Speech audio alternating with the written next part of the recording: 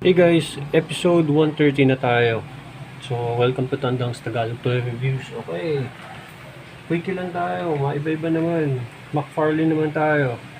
Yun, McFarlane Munitions Pack. At ang episode na to ay syempre hatid sa inyo ng top series pa. Chloe's Cheesecake, Chewy's, and Mikey's Burger Lamuan Branch. Diyan kay na Boss Behe and Company. Hello sa mga tropa ko dyan. At hello nga pala sa aking mga anak at sa aking apo na si Natalie. Hello. At sa aking misis. Oy! Munitions pack ng, ito yung first edition na nilabas ni McFarlane.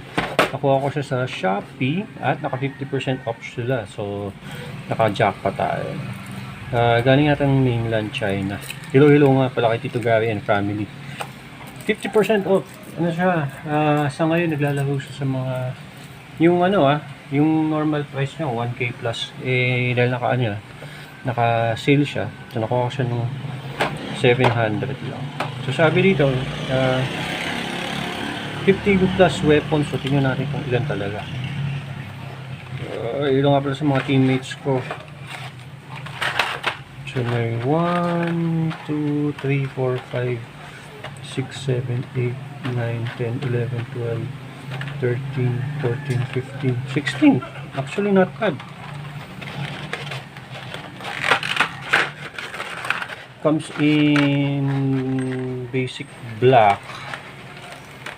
Hello nga pala sa mga patuloy na nagla-like, share, and subscribe. Hello nga pala sa The Geek Portal PH. Sa mga bata ni Sir David Marlon John. Hello.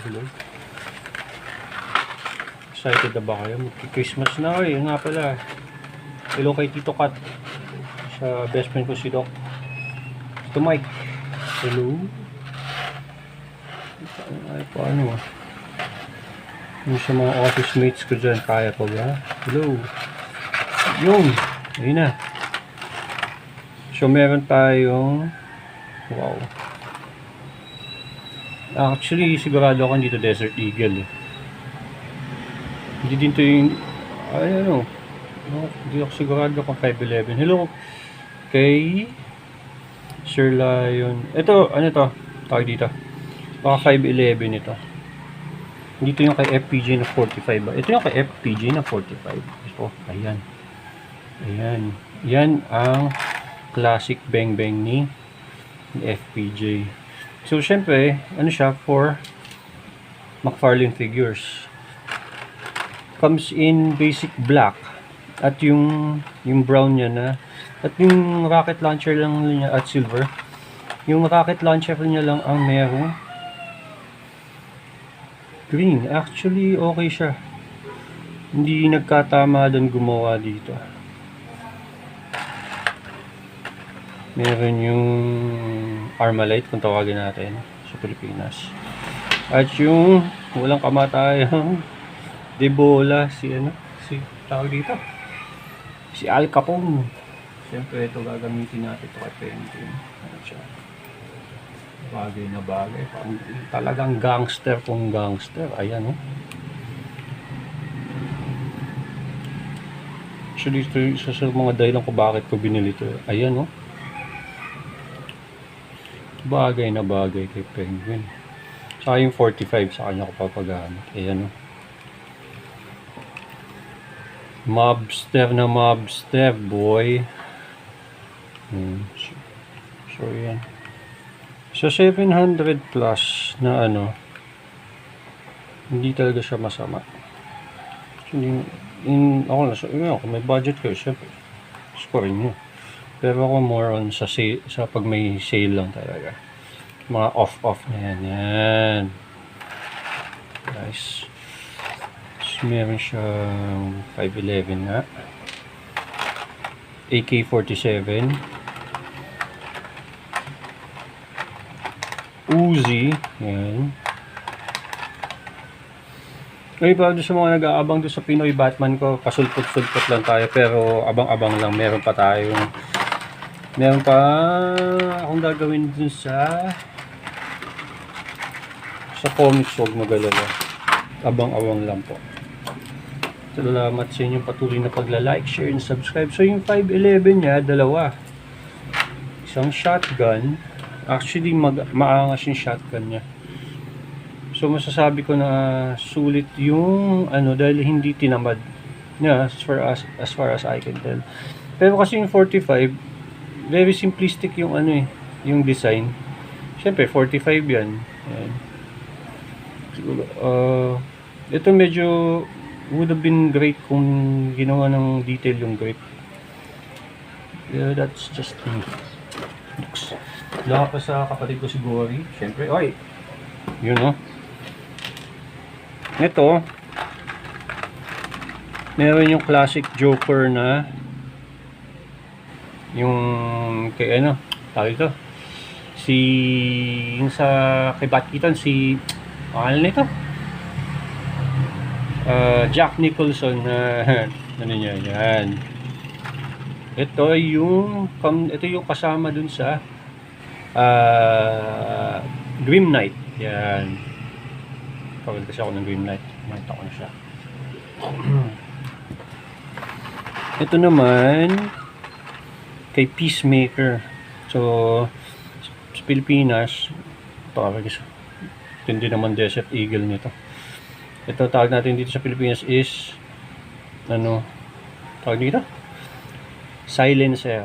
Pero sa US, ang politically correct term nila ay suppressor. Hello. Ito hindi ko alam to Ito. Pero ito, sigurado gagamitin ko to kay Grifter.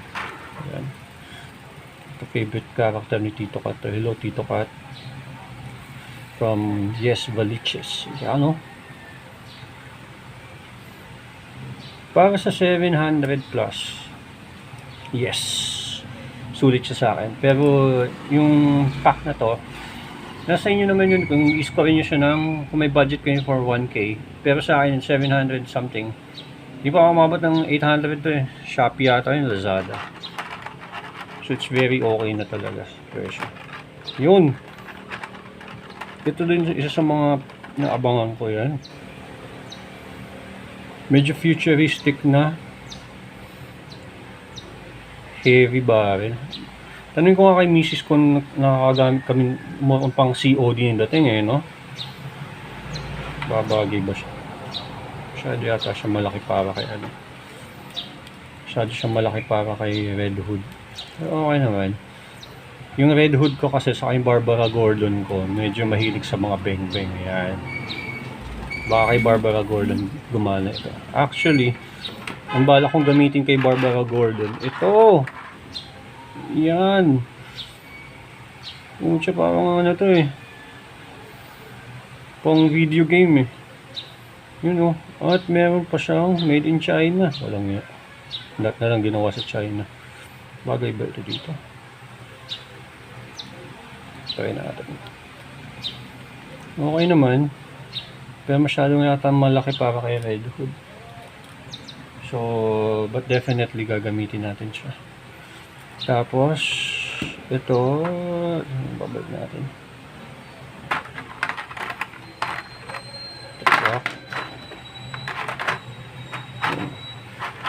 Ito, meron din ito si Grim Knight kasama ito, saka ito yun. Yan. Pag naka-sale ng weapons pack 2, gawa tayo ng video. Yan. So, meron siyang 1, 2, 3, 4, 5, 6, 7, 8, 9, 10, 11, 12, 13, 14, 15, 16. Yung 15 plus weapons nila ay 16.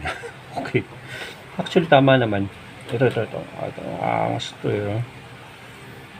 Pang zombie apocalypse to Ayan Bagay na bagay kay Red Hood. Alright guys, ayun lang ating episode number 130. Maraming salamat sa inyo patuloy ng pag-like, share, and subscribe. At rest assured, dahil birthday month, medyo sunod-sunod ang ating, just like last year, sunod-sunod ng ating toy review. Hinihintay ko yung regalo sa akin ni Mrs. Medyo excited ako dun. May idea na ako kung ano. And once again, ito ang yung Homeboy Squad. Hello. Please Continue to like, share, and subscribe sa aking walang kaano-ano YouTube channel. Bye-bye!